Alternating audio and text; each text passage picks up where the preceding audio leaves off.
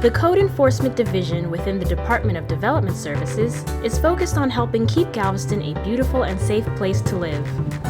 Things like trimmed bushes, freshly cut lawns, and safe neighborhoods are all important goals for the Code Enforcement Division. Hi there, my name is Ron Penn. I'm the Code Enforcement Supervisor for the Code Enforcement Division of the City of Galveston. In the Code Enforcement Division, the goals are basically to address quality of life issues, to help to improve the health and safety and welfare of the citizens of Galveston Island. I read years ago, it's called the broken window syndrome. And the theory is if you have 5 or 6 houses on one side of a block, one person starts not maintaining their property, has a lot of broken windows, then the house next door, all of a sudden they have a broken window, they decide not to take care of it. Then it's sort of a domino effect. So in reverse, the broken window syndrome is if that person decides to repair those windows, to keep their grass maintained, to paint their house, then all of a sudden the domino effect is reversed. So then you don't want to be the only one on that block, that your house looks substandard from the outside. You want to maintain it. And it works, it really does. After the storm, landscaping in the right-of-way was sort of put to the side. People were allowed to pretty much do anything they want. In some intersections, you have a really nice 4 or 5-year-old sago palm that's 5 feet from the intersection, but you can't see a car coming. They're going to get notified to remove that or trim it. And obviously, if you're coming to an intersection and there's a stop sign, you can't see it's there. We address those issues as much as we can on our surveys, plus on a complaint notice. Obviously, that could end up in a loss of life from a deadly crash in an intersection. Galveston has so much to offer: beautiful neighborhoods, higher education institutions, healthcare entities, maritime industry, and much, much more. By working together, we can preserve the historical, cultural, and aesthetic value of our landscape, something that we all truly treasure.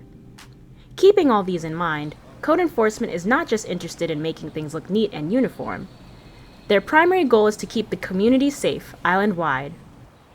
We're at 3916 Avenue N and a half today. It's a house that was called to our attention for having several violations. One of the first violations that you notice when we get here is a junk car. It's been here apparently for a long time. As you can see, it's got flat tires and it's got grass growing up under it. All of these things are a violation of various codes of the city of Galveston. One of them being monopolizing the curb in a junk vehicle. Normally this would be taken care of by the police department. We would have to take care of the lawnmower that's been dumped here in the right-of-way also. Approaching the front of the house, the grass in front of the house is above the 9-inch maximum that's allowed under our law. It has to be 9 inches or below, so that's a violation. It's the reason it is a violation is because the high grass detracts from the house and the property values of the neighbors because of that. And you go a little further in there, you can see that the grass has gotten even higher in the fence. All of this is detracting from the property itself and is violation. Stray cats, animals such as possums and other critters can get in there, and it just becomes a haven for them. As you can see, looking at the front of the house itself, you can see that there's holes in the roof. You can see the fascia and the other and the soffit is all starting to rot away. It's eventually going to start falling down if it hasn't already. There's nobody at the house, so people will enter the property that don't belong there. It could be children, it could be people up to no good. They'll get in there and sit on the property. As you'll see as we go a little further, you'll see beer cans, you'll see other things that have been dumped in the property. All of that is a health problem and a safety problem. It tends to draw people that are transient and they can be violent. Some of them will have mental problems, and they just are attracted to a house such as this. It's abandoned, and you can see that it's been boarded up by the city at one time or another to prevent entry if possible. Once again, the beer cans, the litter, and so forth that's been dumped on here, all of that's in violation of the public nuisance codes that we're asked to enforce.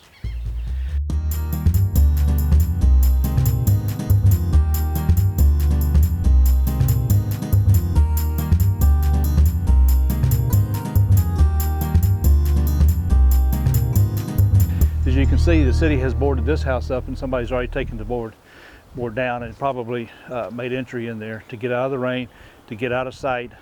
Just people that do not belong in there. And it's just not a good thing to have people that are transient, that are possibly mentally ill. Just any kind of number of bad scenarios can come with the unsecured house.